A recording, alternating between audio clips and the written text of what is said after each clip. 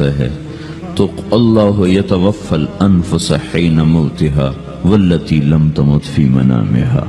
موت کیا چیز ہے؟ اس کے 200 جواب ہیں سائنس کی کتابوں میں، اور 200 جواب بذات خود بتا رہے ہیں کہ یہ ایک جواب بھی ٹھیک نہیں ہے، اور قرآن ایک جواب دیتا ہے اور وہی حرف آخر ہے قل یتوفاکم ملک الموت اللہ یتوفی الانفس حین موتها.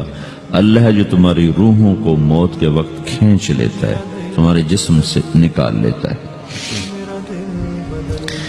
تو میرے بھائیو، موت کے وقت انسان 2 کیفیت میں ہوتا ہے. کچھ لوگوں کی روح ایسی نکل رہی ہوتی ہے کہ ان کے رگ رگ میں وہ پھنس رہی ہوتی ہے. وَلَوْ تَرَى اذ يتوفى الذين كفروا الملائكة يضربون وجوههم وادبارهم. کاش تم دیکھ سکتے وہ منظر جب اللہ کے فرشتے نافرمانوں کی روح کو نکال رہے ہوتے ہیں تو ان کے منہ پہ بھی مارتے ہیں، ان کی کمر پر بھی مارتے ہیں. اور اخرجوا انفسکم اليوم، نکالو آج اپنے روحوں اور جانوں، اب تم بچ نہیں سکتے ہو. وہ پیچھے ہٹنا چاہتے ہیں، رب ارجعون، مجھے واپس کر دے تھوڑی دیر کے لیے، لعلی اعمل صالحا، اب میں پورا ٹھیک مسلمان بن کے چلوں گا. تو اس کے جواب میں ہوتا ہے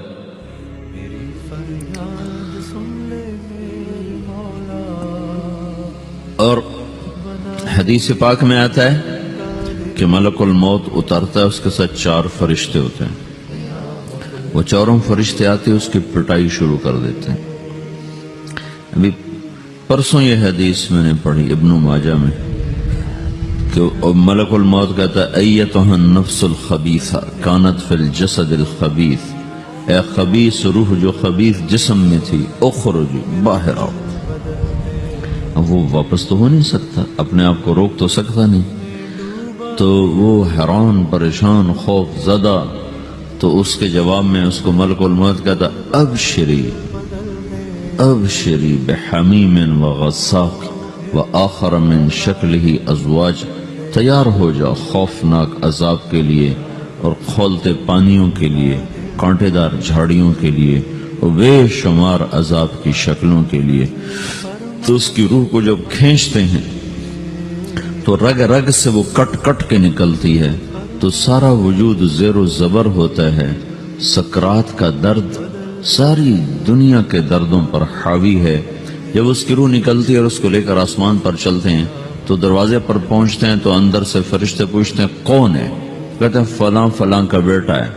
کا نفس خبیثہ فی الجسد الخبیث، یہ تو وہی بدماش ہے جو بدماش جسم میں تھا، یہ وہ بدبخت روح ہے جو بدبخت جسم میں تھی. اس کے لیے آسمان کے دروازے نہیں کھول سکتے، اسے واپس کر دیا جائے. تو آسمان کے دروازے لا تفتح لهم ابواب السماء ولا يدخلون الجنة حتى يلج الجمل في سم الخياط، کہ ان کے لیے آسمان کے دروازے نہیں کھلیں گے اور ان کے لیے جنت کے دروازے نہیں کھلیں گے. پھر یہ وہاں سے نیچے گرائے جاتے ہیں جو اللہ کا قید خانہ ہے سجین. وما ادراک ما سجین کتاب مرقوم، وہ تمہیں خبر نہیں کہ وہ کیا خوفناک قید خانہ ہے جو اللہ تعالیٰ نے بنایا ہے، اسے وہاں دھکیل دیا جاتا ہے. پھر قیامت تک اس کے لیے انتظار کی گھڑیاں ہیں اور عذاب کی شدت ہے.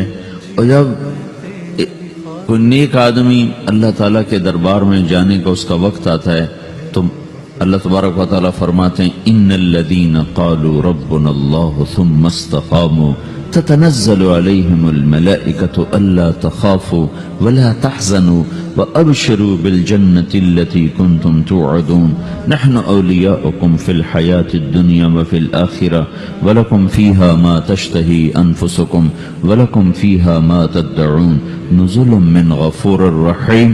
جب کوئی نیک مرد عورت کے جانے کا وقت آتا ہے تو اس کے لیے بھی فرشتے آتے ہیں اور آ کر اس کو خوشخبری دیتے ہیں اور آ کر اس کو تسلی دیتے ہیں کہ آپ غم نہ کریں، پیچھے والے بھی آپ کو مل جائیں گے، آپ خوف نہ کریں، آگے ساری منزلیں آپ کے لیے آسان ہیں، آپ کے لیے جنت بھی تیار ہے، رب بھی مہربان ہے. اور حدیث پاک میں آتا ہے کہ ملک الموت اور 4 فرشتے آتے ہیں، وہ 4 فرشتے اس کو سہلاتے ہیں، دباتے ہیں کہ موت کا درد اسے محسوس نہ ہو. اور ملک الموت فرماتے ہیں ایتھا النفس الحمیدہ کانت فی الجسد الحمید اخرجی، اے نیک روح جو نیک جسم میں تھی باہر آؤ. کیا کرو؟ وَأَبْشِرِي بِرَوْحٍ وَرَيْحَانٍ وَرَبٍّ رَاضٍ عَنْكِ غَيْرِ غَضْبَانٍ، آپ کو بشارت ہو آپ کے لیے جنت تیار ہو چکی ہے اور وہاں کی ساری نعمتیں آپ کے لیے میسر ہو چکی ہیں اور اللہ آپ پہ راضی ہو چکا ہے اور اللہ آپ پہ خوش ہو چکا ہے. اس پر اس کی روح کو نکالا جاتا ہے. پھر سارے فرشتے اس کو استقبال کے ساتھ جب آسمان پر لے جاتے ہیں تو اندر سے پوچھتے ہیں کون ہے؟ کہ فلاں فلاں کا بیٹا، فلاں فلاں کی بیٹی.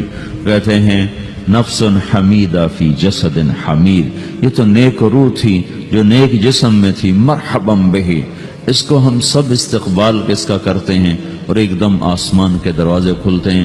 پھر وہ پہلا، دوسرا، تیسرا، چوتھا سارے آسمان پار کرتا ہوا اللہ پاک کے عرش کے نیچے کے جا کر، مرد ہے یا عورت، وہاں جا کر سجدے میں سر رکھتا ہے اور اللہ تعالیٰ فرماتے ہیں ہاں اس نے ہمیں خوش کیا، ہم اسے خوش کریں گے. اور اس کو عافیت کے ساتھ وہاں آسمان میں، پہلے آسمان سے لے کر اللہ کے عرش تک یہ سب ویٹنگ روم بنے ہوئے جہاں اللہ اپنے اپنے درجات کے مطابق جنت والوں کو ٹھہراتا ہے. اور وہ انتظار گاہ ہے اور وقت ختم ہو جاتا ہے، لہذا انتظار کی جو تکلیف ہے وہ بھی ختم ہو جاتی ہے. وقت ختم تو انتظار کا احساس ختم اور ٹائم کے گزرنے کا احساس ختم. تو جیسے اصحاب کہف کو اللہ نے غار میں داخل کر کے تو غار کے اندر سے وقت کو نکال کے باہر پھینک دیا. باہر 300 سال گزرے، اندر آدھا ہی دن گزرا تھا. وہ جب اٹھے تو وہ 25 برس کا نوجوان 350 سال کا ہو کے نہیں اٹھا، وہ 25 سال کی عمر میں اٹھا ہے.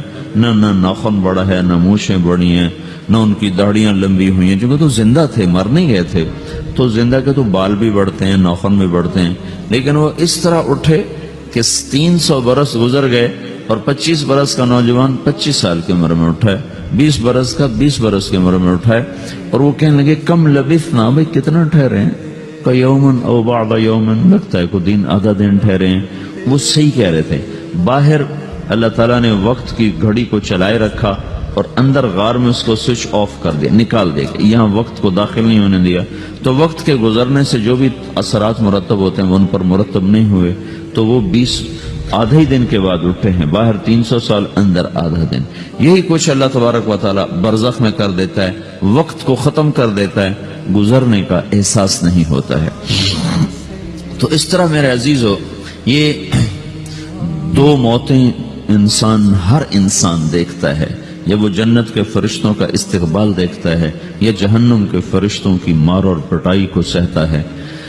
رابعہ بصری رحمت اللہ علیہ کا انتقال ہونے لگا تو انہوں نے رات کو فوت ہوئی تو انہوں نے اپنی خادمہ کو بلا کے فرمایا کہ کسی کو بتانا نہیں، جب میں مر جاؤں تو پڑوس میں 2-4 کو بلا کر نا میرا جنازہ پڑھوا دینا، اور جس کرتے میں تہجد پڑھتی تھی وہی میرا کفن بنا دینا، اور صبح بے شک لوگوں کو بتا دینا، میرے مرنے کے بعد میری میت کو رکھنا نہیں، فوراً دبا دینا. تو جب ان کا انتقال ہوا تو انہوں نے پڑوس کے 2-4-10-20 آدمی بلائے اور ان کو تدفین تجہیز سب کچھ ہو گئی. صبح شور مچا کے وہ رابعہ بصری کا انتقال ہو گیا. تو اگلے دن وہ خواب میں اس خادمہ کو ملی اور کہا بیٹی تیری بڑی مہربانی، تو نے میری وصیت کے مطابق عمل کیا. اس نے دیکھا کہ انہوں نے ایک خوبصورت سبز لباس پہنا ہوا ہے. تو وہ فرمانے لگی، انہوں نے سوال کیا کہ آپ کے ساتھ قبر میں کیا ہوا؟ تو وہ کہنے لگی کہ میرے پاس منکر نکیر آئے تھے اور مجھ سے کہنے لگے من رب کی، تیرا رب کون ہے؟ تو میں نے کہا سبحان اللہ، 40 برس جس کو میں نہ بھولا سکی اس کو 4 ہاتھ زمین میں آ کے میں بھول جاؤں گی. ان کا 42 برس کی عمر میں انتقال ہوا تھا. تو وہ کہنے لگے سبحان اللہ، جس کو میں 40 برس نہ بھولا سکی میں اسے 4 ہاتھ زمین کے اندر آ کے بھول جاؤں گی. تو منکر نکیر کہنے لگے اس کا کیا حساب لینا؟ پھر انہوں نے پوچھا کہ وہ آپ کا وہ کرتا کہاں گیا تہجد والا جس میں آپ کو کفن دیا تھا؟ کہا وہ اللہ نے مجھ سے لے لیا ہے اور میرے اعمال کے خزانے میں رکھ دیا ہے. قیامت کے دن میرا وہ کرتا بھی میرے ترازو میں تولا جائے گا اور مجھے یہ لباس پہنایا ہے جو جنت کا لباس ہے.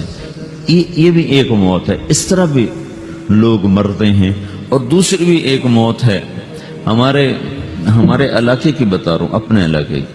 ایک زمیندار مر گیا، اس کی قبر کھودی، ساری بچھوؤں سے بھری ہوئی، ایسے جیسے چیونٹیاں پھر رہی ہوتی، تو نے وہ بند کر کے دوسری کھودی، ساری بچھوؤں سے بھری ہوئی، پھر وہ بند کر کے تیسری کھودی، ساری بچھوؤں سے بھری ہوئی۔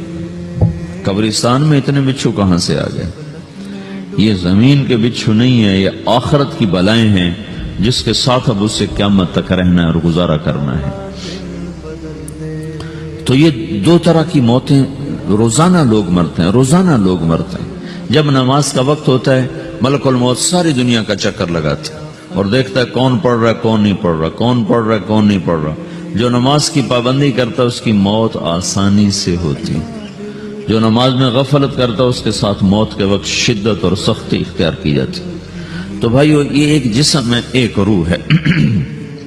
روح باقی رہنے والی چیز ہے، جسم مٹ جاتا ہے، پھر اللہ سے قیامت کے دن نیا جسم عطا فرمائے گا، ایک نیا جسم دیا جائے گا۔ روح وہی ہے جو اللہ کے خزانوں میں جمع ہو جاتی ہے۔ نافرمان کی سیاہ کالی روح ہوتی ہے، فرما بردار کی روشن چمکدار روح ہوتی ہے۔ تو اللہ نے کچھ تقاضے جسم کے رکھے ہیں اور کچھ روح کے رکھے ہیں۔ جسم کے تقاضے پورے نہ کرو تو یہ پریشان ہو جاتا ہے۔